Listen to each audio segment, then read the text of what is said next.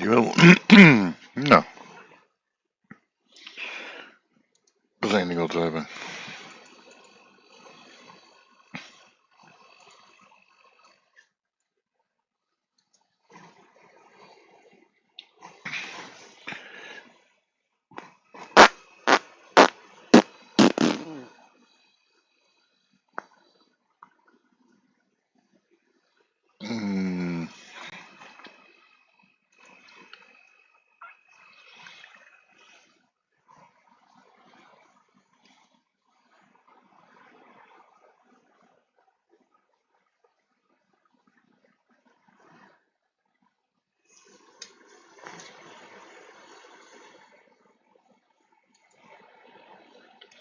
Test.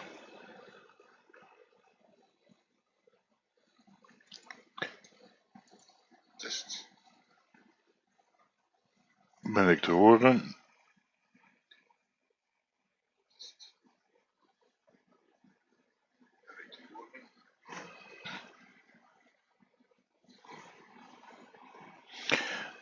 Nou, het lijkt er wel op.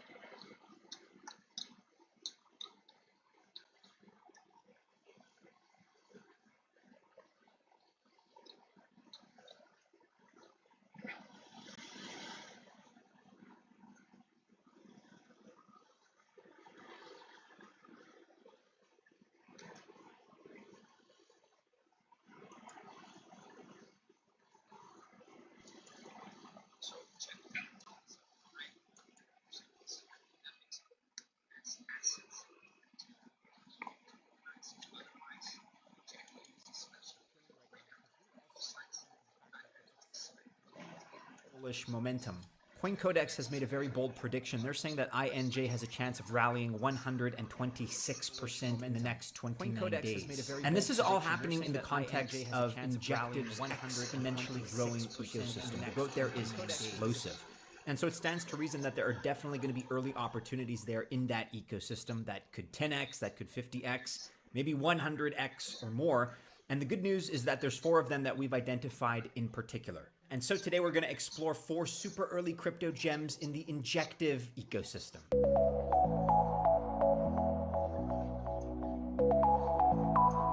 Welcome to the channel. My name is Maddie and this is Altcoin Buzz. Best of luck if you choose to invest. Just remember, I am not an official financial or investment advisor, and therefore this video is not official financial or investment advice. Heads up if you're watching this video because we have a new exclusive campaign with Bybit, this time with up to $81,000 in prizes. You can get your share and you can earn up to $30,000 just based on how much you deposit and trade. Also, we're launching our brand new trading competition that has up to $51,000 in its prize pool. And the idea here is super simple. The more you deposit and trade, the more you can earn. And if you want to find out more, just click the link in the description below. Let's talk a little bit about Injective Protocol. If you're entirely new to the project, here's what you need to know. Injective is a layer 1 financial chain that is part of the IBC in the Cosmos ecosystem. It's also an app chain. In other words, all apps run on their own blockchain. However, they also all link to the main layer 1 chain. And Injective is interoperable. So for example, Polygon, Solana, Ethereum, Polkadot, and of course Cosmos and IBC, all of these connect. And here's some other tidbits about Injective that are pretty important, that are notable as far as projects go. So for instance, in 2023, their wallet count increased from 14,000 to 28,000. That's a doubling. That's a 100% increase. Currently, they have about 100 new wallets every day, and 80% of their ING token is already in circulation. And the protocol puts 60% of INJ trading fees into an auction, and it burns the value of the winning bid. So this makes INJ a deflationary token, something that we always like to see. I really like the class Therefore, today system. we're looking It's at four fun, top projects in the interactive, and it Injective truly helped me ecosystem, a and we're lot starting to at number one overcome here the fear. with Helix, which is a DEX, And a this is decentralized the room. exchange with an My order favorite book. part of this And room we have is seen this how DEX picture right volumes here. have gone high with SEC coming after centralized exchanges. I'm Familiar confused. with Binance Wow, look how and nice it Coinbase is. and the lawsuits that were launched against them by the SEC. If not, check out this video. But if you're looking for a DEX, Helix could very well be a good fit for you.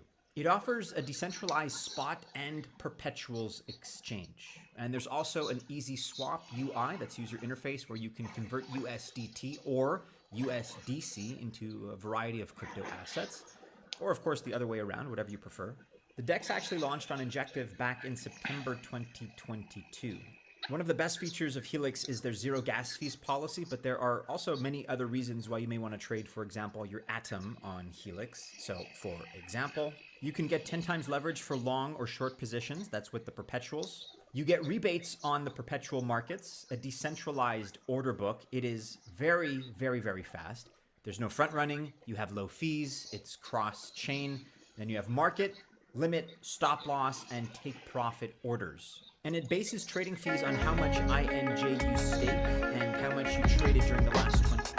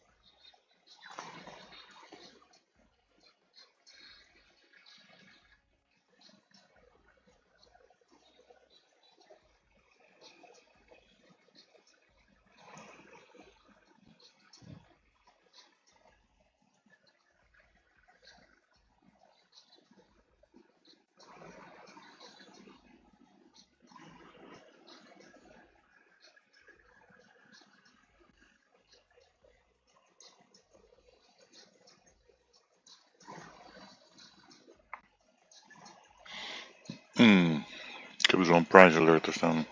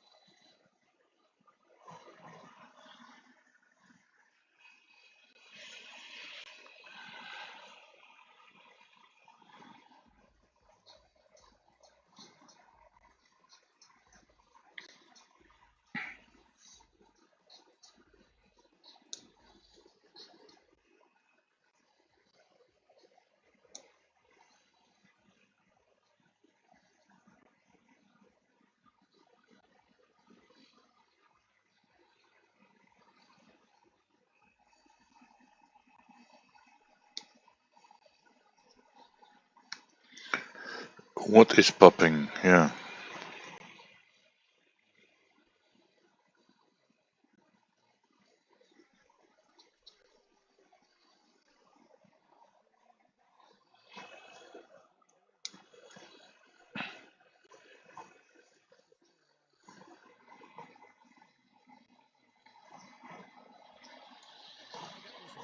I got the WSOP.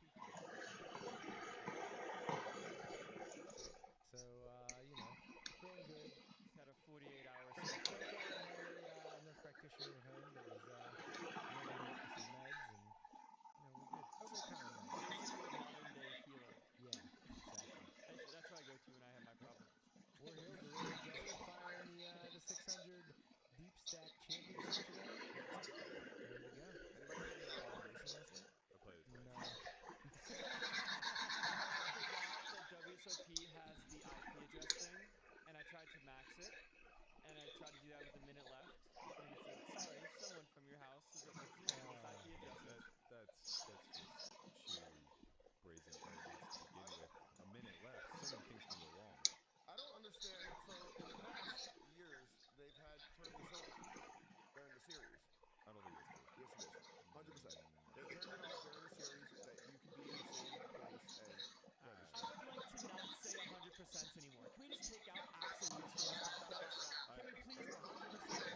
Over the past years, it happened. Just like the rules on your mini runner was. Yeah, of course. I just feel very confident this isn't like an on-off switch that they have in their offices. All right, give me 1 second. I thought that they got rid of that. An off I thought they got rid of that altogether. The IP address. So what they did. So you're saying that when you guys live in a house together, you can't all play the same You tournament? have to do it through cellular hotspot. So what had happened was they turned it off during the COVID series, I believe, and for all the OC series, they had just kept turning it off and only allowed whatchamacallit. Here's what I know. This is just because of Nevada gaming and the likelihood that they got some ability to pause it is pretty low. So maybe you're right, Conrad, but as a betting man, I'll take 10 to 1 that you're not, since you're 100%. You and this dickhead over here. I'll take 10 to 1. You're saying 100%. You're saying 100% and giving you 99. Seems reasonable. Actually, I'm gonna even give you 90. Yeah. I'll take a 99 one if you really want to. I feel like every episode, let's just remember the responsibility of a public platform, right? Let's just remember speaking in absolutes is probably a bad idea. Yeah. And also, as betting men, if you're going to speak in absolutes, let's fire out some cash. I'm trying to run this tab up, baby. You can clear the tab so fast. I'm always right. You're always wrong. It's real easy. We can bet on this one. This one I'm definitely right about. Was the runner a woman? 100%. Nailed it. Okay, we'll give you 2 to 1. Fuck you. Nailed it. Oh man, Here we are. Go Bengals, baby. Let's go Bengals. Let's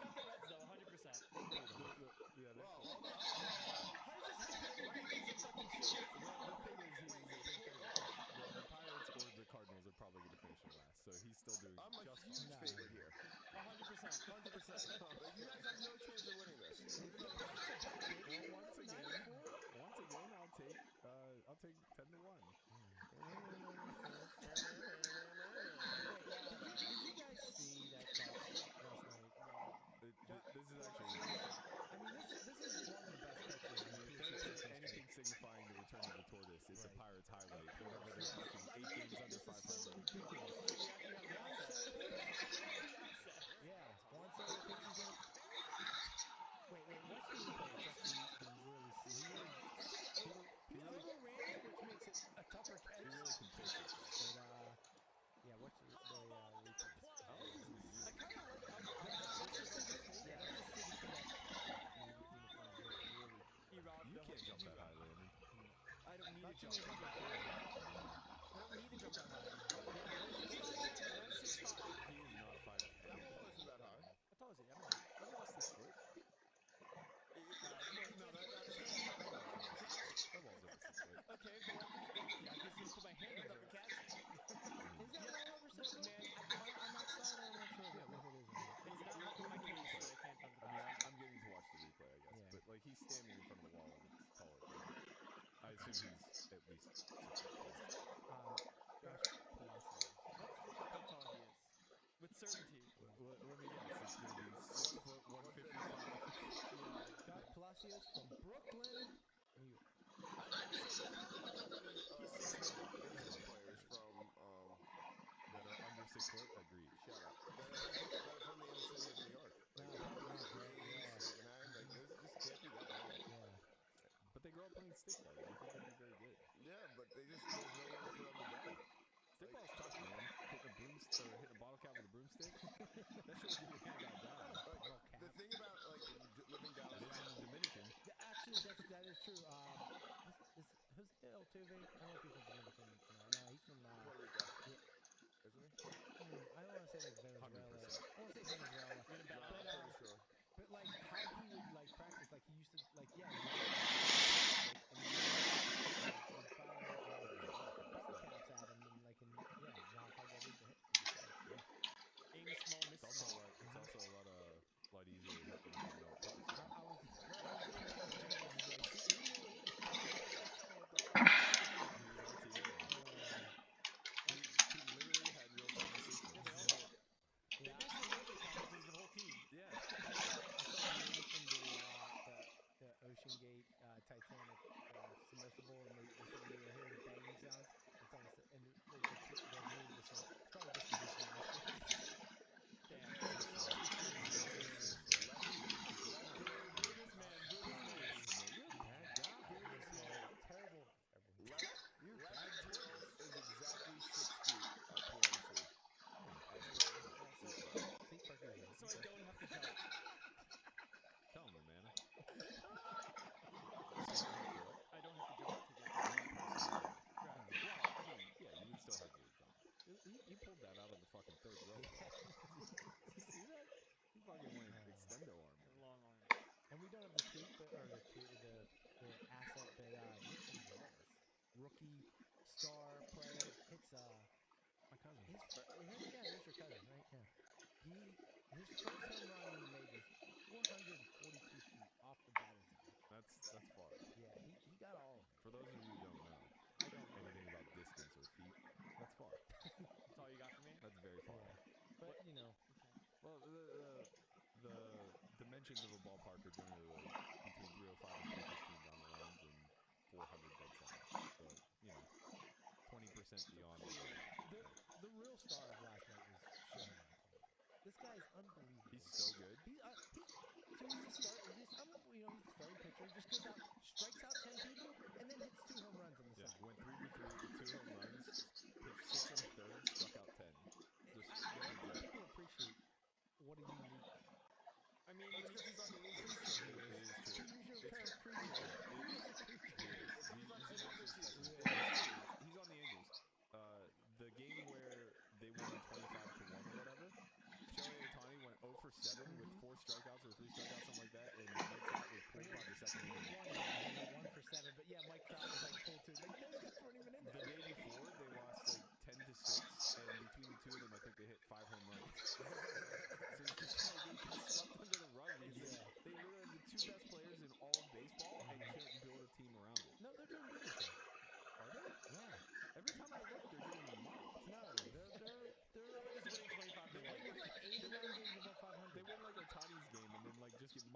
Western Series. That was the other thing. They won that series versus the Rockies. Sorry, they lost that series against the Rockies, but they outscored them like 30-7 or something. The problem is they're in the AL, which is obviously like really good, and they're in a good division. They got the Rangers and the Astros. Oh, the Rangers look good. Rangers look really good, but the A's actually they've moved into second place. So they are ahead of the Astros. not the A's, the Angels. The A's. The A's are 40 games under 500. No, they're 44 and 37. They're 7 games. Yeah, that's far better than I swear every time I see a highlight, they're losing by double digits. I mean, that's just kind of happens when continually best player does continually best player things. Right? Yeah, I'd be curious to see what their run differential is. I know in like the NL Central, I don't think 44. I don't think there's anybody with a positive run differential. In the Central. NL Central, I think yeah. it was. The Twins are plus 27. The Angels are plus 44. Plus 44. Wow. Oh, okay, yeah. That's really good. Yeah. I think the Cubs were the only ones. Okay, which they're in third place. No, it's the Twins in the Central. NL, bro. In the NL Central. In the NL Central, the Cubs is in third place plus 28. What are the Pirates? Down bad. Minus 39.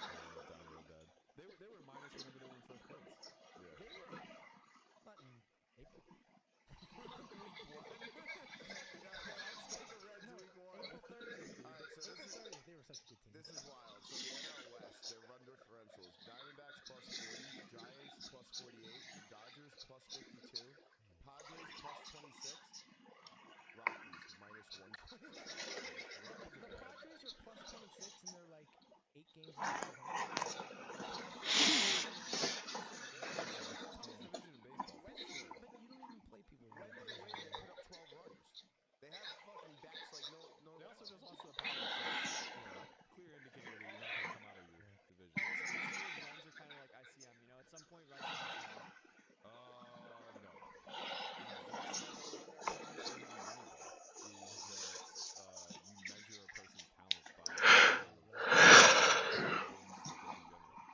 So the more runs that you can just score, the more likely it is you win. Yeah, I mean, you're right in the sense that winning is just winning. So winning by 1 run or 10 doesn't really have much of a meaning to it, but over the aggregate, obviously, the more runs you score, the better record. Right. Like you have WAR, which is wins above replacement. But then you have like Wins above replacement. Yeah, then you have like weighted runs plus, which is like it determines how good the batter you are. So like 100 is average. Kutch, his weighted run plus is 131, which it hasn't been that high since 2015. So we have a 2015 Kutch on the team right now. We do. He's hitting well. His rated one, his weighted runs plus is hitting. I'm saying he's hitting as good as he was hitting in 2015, and better than he was when he was 24. Okay. He's not fucking trolling center field any longer. Dit is naar beneden. Maybe he's 1.3 times better than the average. Yeah. Like if he's 131. Effectively, yeah. And average. Average is just like decent player in MLB. Like how do you consider average? You know, like what are these? Well, it's not subjective. Average is like across the aggregate. This is the mean. Yeah, this is like how you produce what you produce. Like these are mid players and he's just above mid. Hey, slightly above mid. Yeah. What's the highest? Above mid. 131. Or what's Trout? Trout. Like what do you Advanced sabermetrics with the Twins. Yeah. I kind of like this segment. We talk about baseball stats with the Yeah. Twins. I'll figure it out. Let me entrust my manual Google over here. I like entrusting in the machine. All right, while Brian's out there trying to figure out what the best player in baseball is capable of compared to, in his mind, the second best player in baseball, Andrew McCutcheon.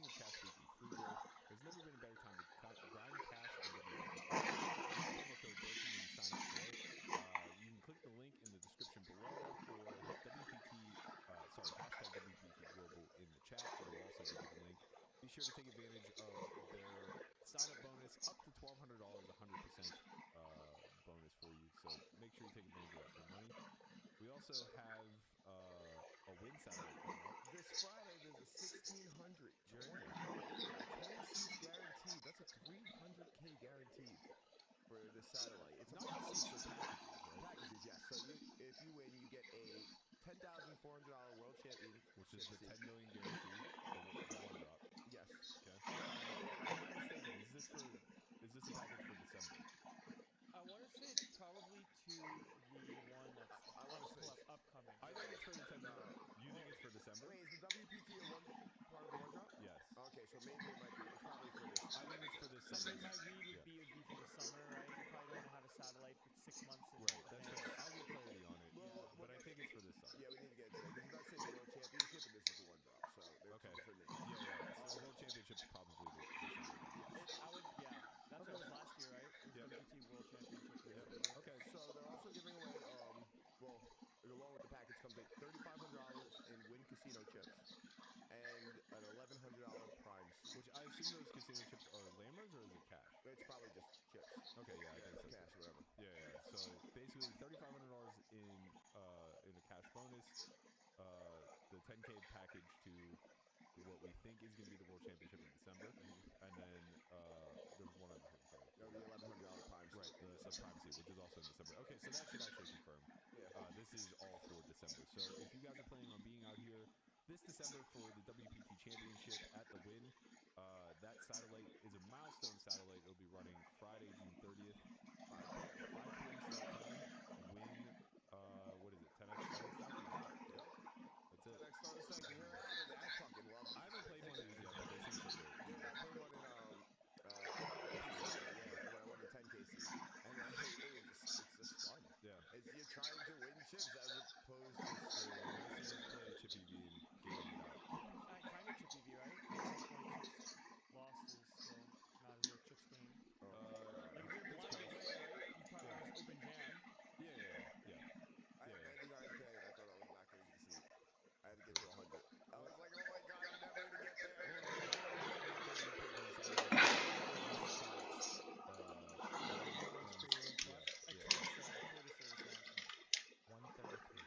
Wow. Him and Kutch, basically same player.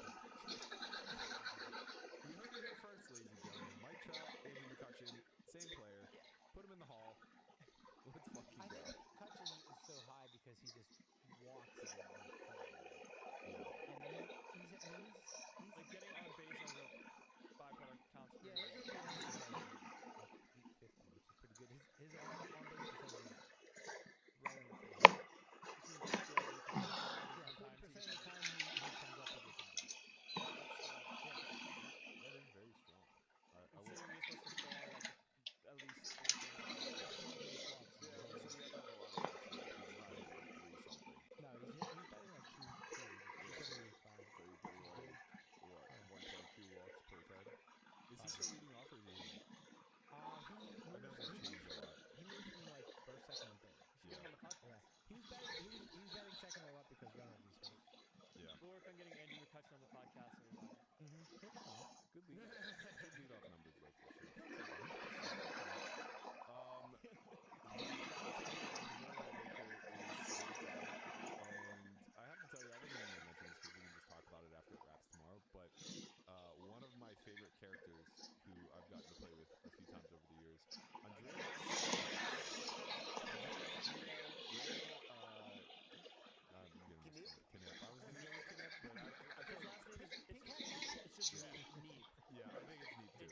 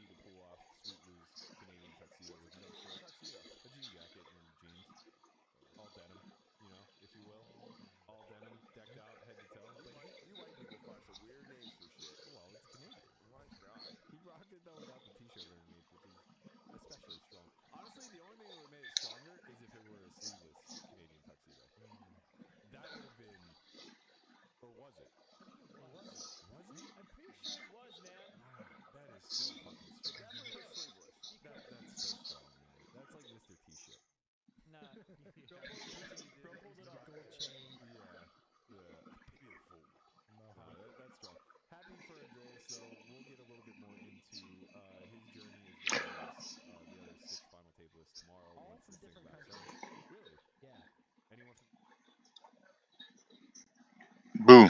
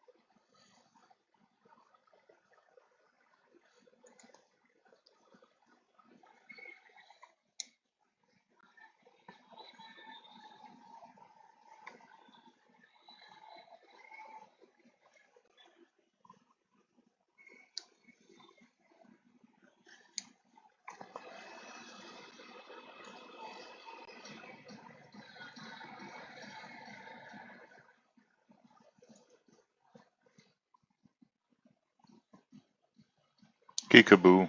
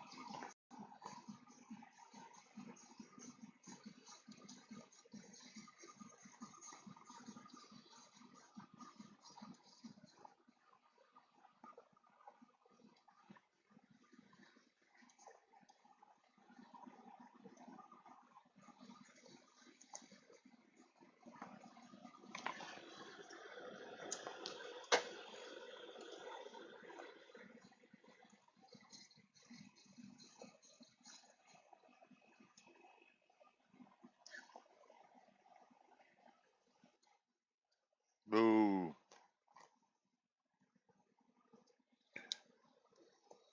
Staat mijn microfoongain nou ineens weer hoog?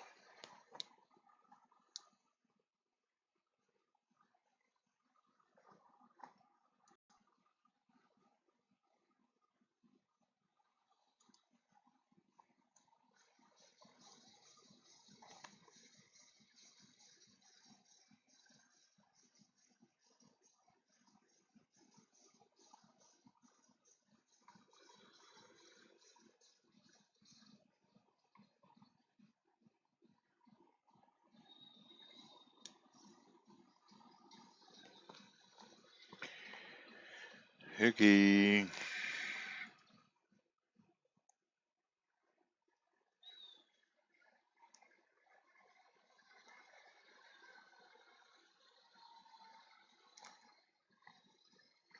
Ik denk dat we hier naartoe gaan.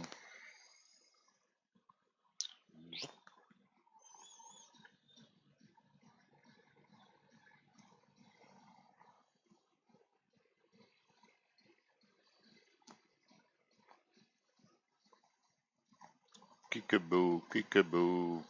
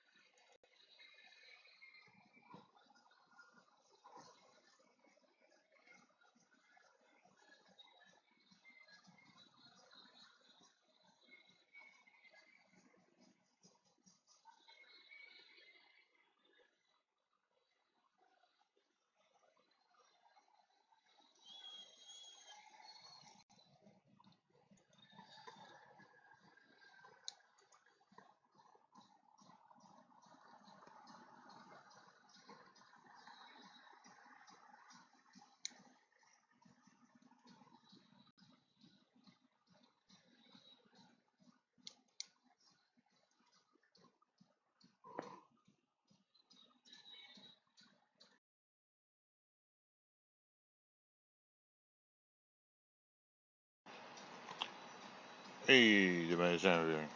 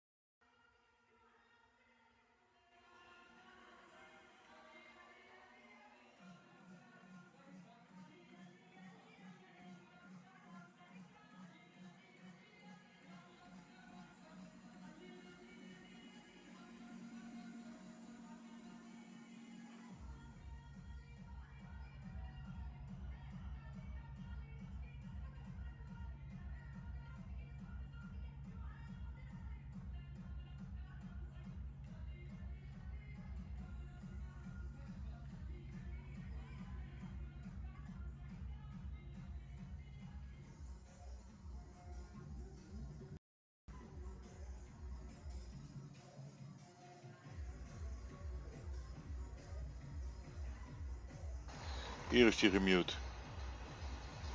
Wat begrijp je daar toch niet aan?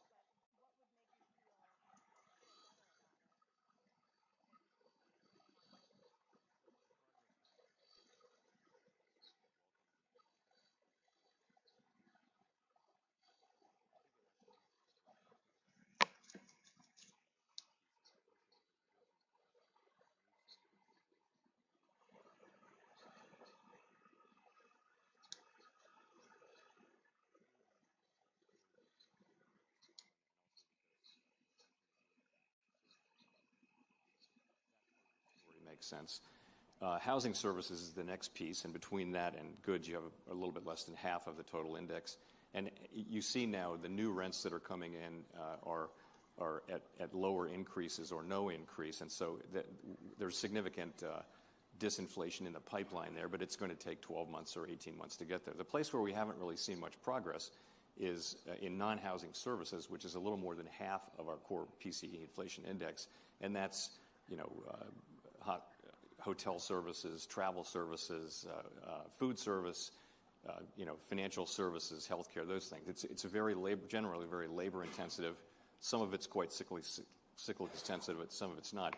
The point is, that's where we're not seeing a lot of progress yet, and the reason is that, or one explanation for it is that labor costs are really the biggest factor by far in most parts of that sector, and so what we need to see, we've seen a lot of signs of softening in the labor market, but it's just kind of beginning. We need to see a better alignment of supply and demand in the labor market and see more softening in labor market conditions so that inflationary pressures in that sector can also begin to subside. Are you surprised that hasn't happened yet after 500 basis points of tightening already in a little over a year? Yes, I think widely it's been surprising that inflation has been this persistent, but I think the bottom line is that policy hasn't been restrictive enough for long enough to start to see those effects. And the service sector is not especially interest rate sensitive, by the way, as opposed to, for example, the goods sector. So we wouldn't expect it to be the first to be affected, but we would ultimately expect, as demand softens and as the labor market conditions go more into balance between supply and demand, we would expect to see inflationary pressures subside in that sector as well. Do you guys coordinate? Do you talk amongst yourselves? Yeah, of course we do. I mean, do you call before policy meetings? Can I I just want to follow up on what Jay said, because I think he's completely right. And I think that this is what I call the catch-22 issue, where we have an expected catch down where manufacturing eventually will align, or services will align on manufacturing, and that would be the logical consequence of the lag time that it takes for services to align with manufacturing and to, see prices go down in that sector. The catch up is that of labor, because it is, as Jay said, labor intensive. It's generally relatively low productivity and low skilled jobs in those sectors, and also those jobs that are going to seek the catching up with pre-COVID times. And how that catch down, catch up will be resolved is going to be critically important for where inflation is heading. Because if we see inflation going down in that service sector and movement of wages while increasing at a moderate pace, then we would be in a relatively good place.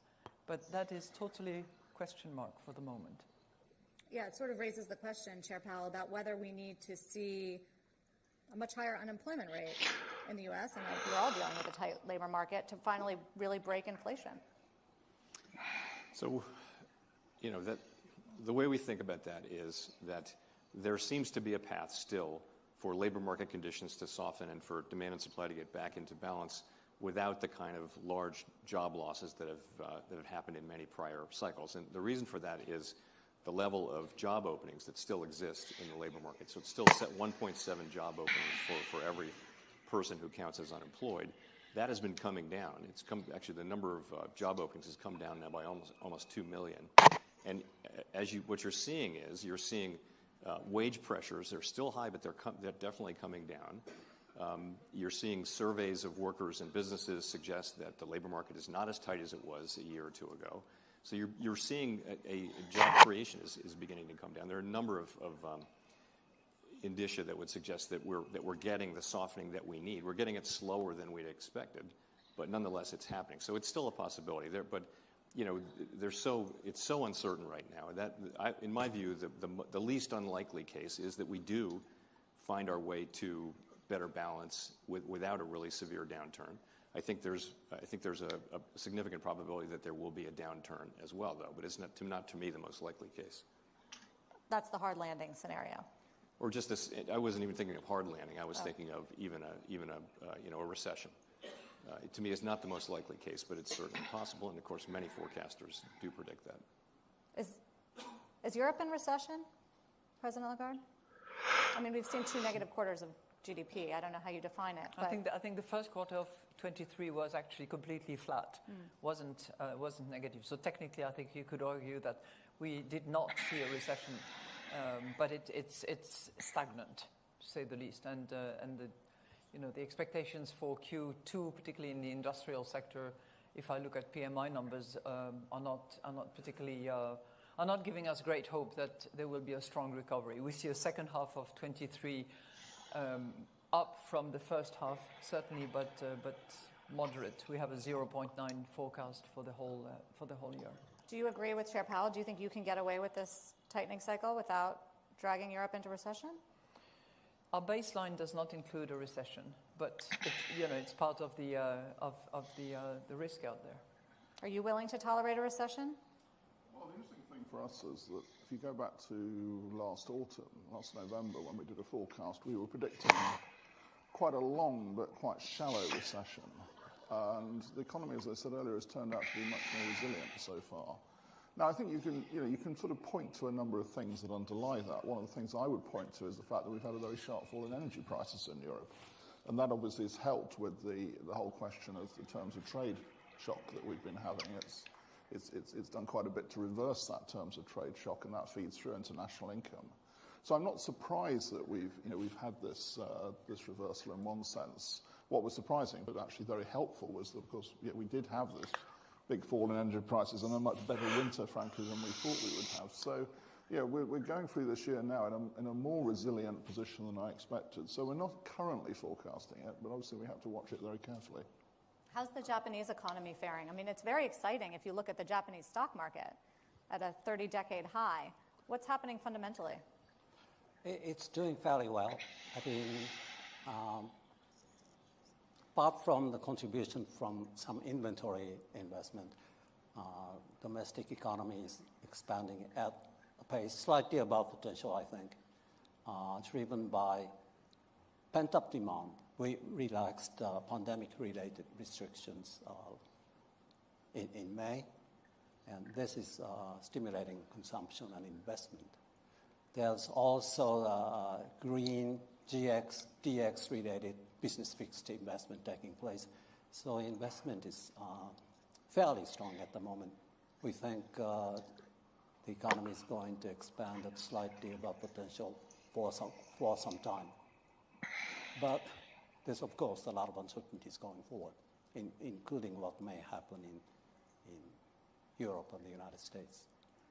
I asked if you guys coordinated or talked about monetary policy before.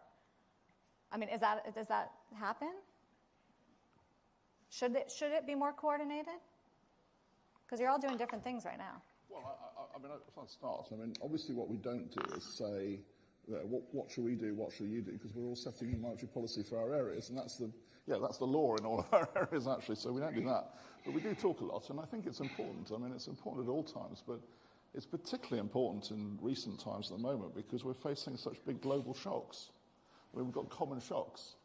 They differ a little bit in terms of their impact and their effect, but there's some huge global events going on that are affecting all of us. So, I think we do talk quite a lot and we see each other quite a bit because it's important we do that. And, we share wisdom on how we're sort of interpreting the things that are going on around us.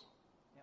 I guess we are in a flexible exchange rate world, so we do policies independently. But of course, we exchange information, which is very, very valuable. Do you think that, Governor Ueda, they are over-tightening? No. No, you don't. You approve of the policy. You've had a very tight labor market for a long time in Japan, even before COVID. Yes. Demographic issues demographics there. Yeah. is working in a way to tighten the labor market for quite a long while.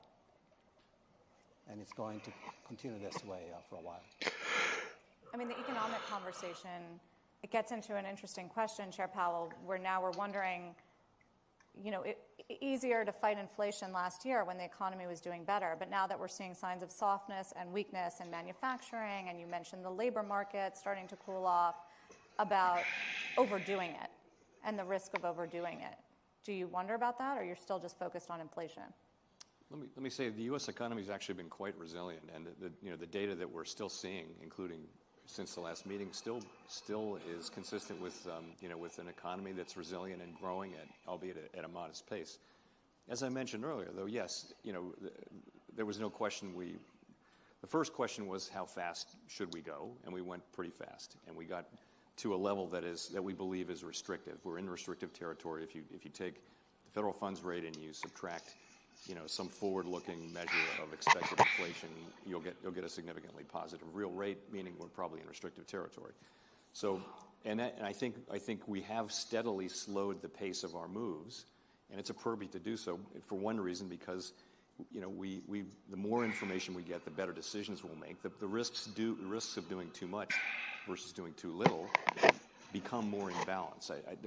I wouldn't say they're in balance yet, but they're becoming closer to balance. I still believe and the committee clearly believes that there's more work to do, that there are more rate hikes that are likely to be appropriate, though. So you think the risk is still of doing too little and not getting control of inflation? Yes, and of course But inflation expectations are, I don't have to tell you, very well anchored. No, but the thing with the risks is that there may be social costs associated with restoring price stability. The social costs of failing to restore price stability will be higher in almost all likely cases. We've seen what that looks like, and it's just something that we have to do. It's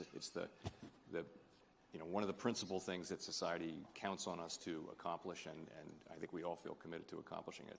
It is of course a good thing that inflation expectations have remained anchored all this time, but our understanding of inflation expectations is not a precise one, and the longer inflation remains high, the more risk there is that inflation will become entrenched in the economy. So we have to, the passage of time is not our friend here. What about a higher inflation target? I know none of you want to talk about that, but on Wall Street, there's this idea that a lot of things are changing in our economy structurally. The onshoring of supply chains and chip plants and all of that is going to be expensive and could permanently create higher inflation rates. Couldn't it, President Lagarde? Well, at this point in time, and given the fight that we lead against inflation, the yardsticks that there is, the strategy that we've agreed, the expectations that we have, and the inflation targeting as it has been said, there is no way that any of us, I think, would consider changing the gatepost halfway or more than halfway through that journey. I think it's wonderful to have a forum like Sintra, which brings together academics and other than policymakers to actually consider those ideas and to explore them and to weigh the cost and benefit and all the rest of it. But at this point in time, I think we have to be as persistent as inflation is persistent, and we have to be resolute and decided and determined in reaching the target that we have set, and not debate the target as we are running that race. But it does raise the question, Governor Bailey, about how far inflation will come down to. It does, but let me reinforce what Christine said. What is the inflation target? It is the definition and practice of price stability. In our legislation, it is what price stability is taken to be. That is the 2% target. And I don't think anything has changed in terms of what we mean by price stability. And I think that's a very important point to start with. It's the anchor that we have to always maintain. Now, in terms of bringing it down, yes, I mean, we're facing, have faced and are facing the biggest challenge for a very long time. But we have to meet that challenge. I don't think it is the right thing to do to say, well, this is all a bit difficult, let's change the target. I really don't think that is the right thing to do. That would be a very bad thing to do. And I think, although I very much agree, as Christine was saying, that there are things we understand about inflation expectations and things we don't understand about inflation expectations. I think taking risks of that nature with inflation expectations, but also fundamentally changing what we mean by price stability when there's no good reason to do that, I think would just be the wrong thing. How do you read, Governor Ueda, the inflation expectations? Because they've crept up in Japan as well. Yes. We've been for a long time trapped in a zero inflation expectations equilibrium. So we've been trying very hard to move this to a 2% inflation, 2% expectations equilibrium. To do so, we had to de-anchor expectations from zero, raise inflation expectations, and in the future we'll have to re-anchor them at 2%. This is a formidable task, and now we are seeing signs that inflation expectations are rising. But as I said, not to the extent that we are fully in the 2% inflation expectations equilibrium.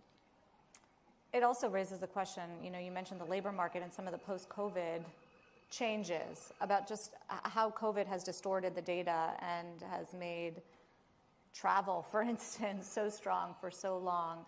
And I wonder, Chair Powell, how you look at the COVID impact on the economy and how it's changed the way you make forecasts and you think about what's happening right now.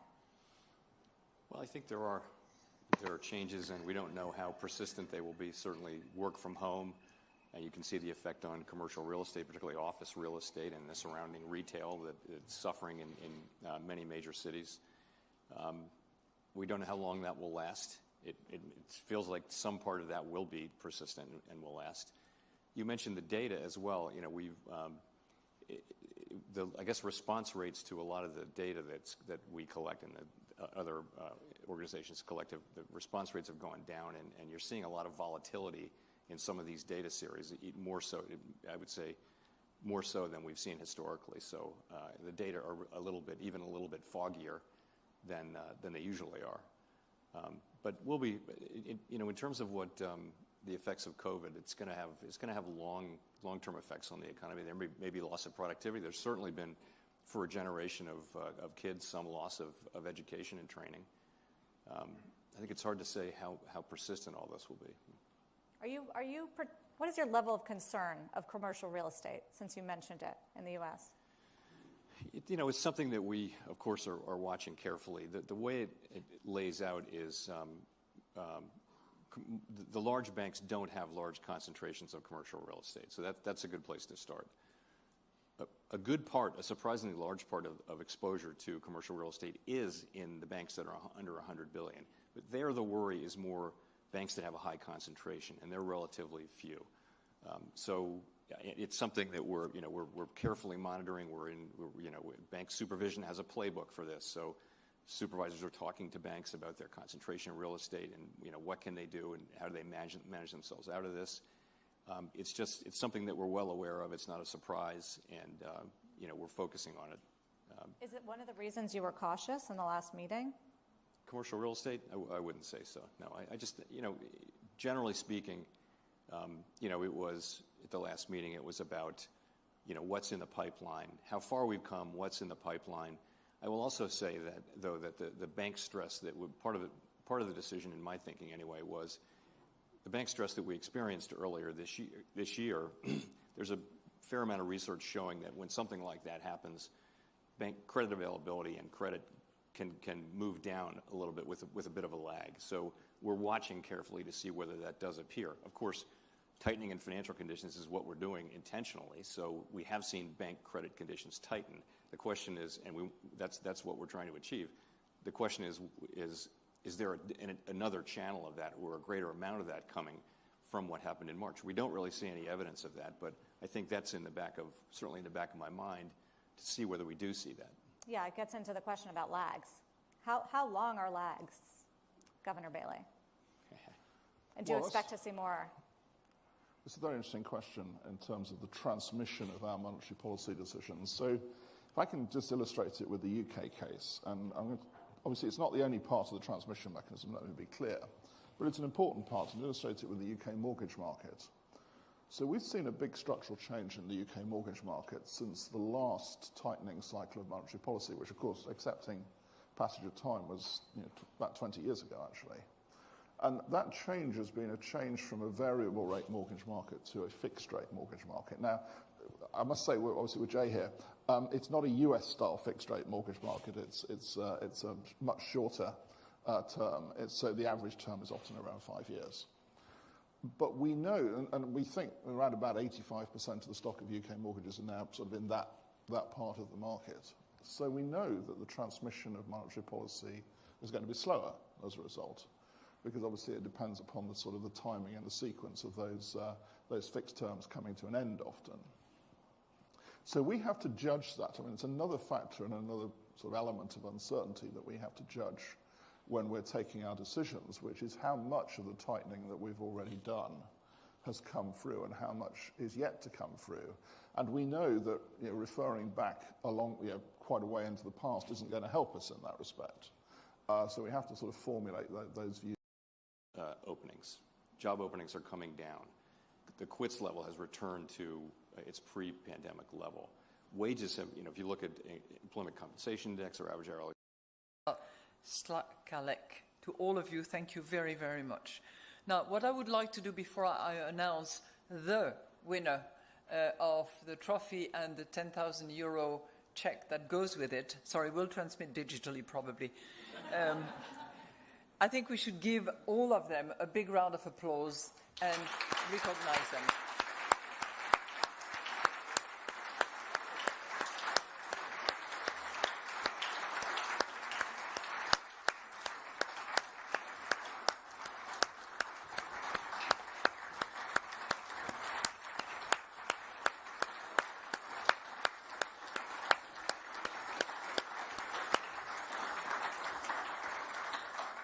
So I know that this is a bit nerve-wracking for some of you, but it's time now for the announcement of the one who is actually receiving the trophy. The trophy is going to come along, I'm sure, somewhere.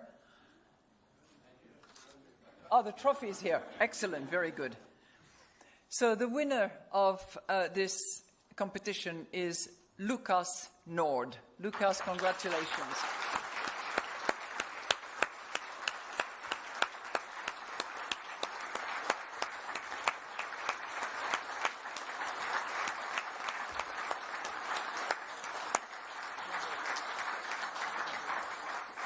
So for those of you who did not have a chance to listen to his presentation and to have a look at his big table, Luca is a PhD student at the European University Institute in Firenze, and he is receiving this award for his paper on, I quote, shopping, demand composition and equilibrium prices. The paper analyzes how the degree to which consumers shop for bargains influences retailers' price-setting strategies.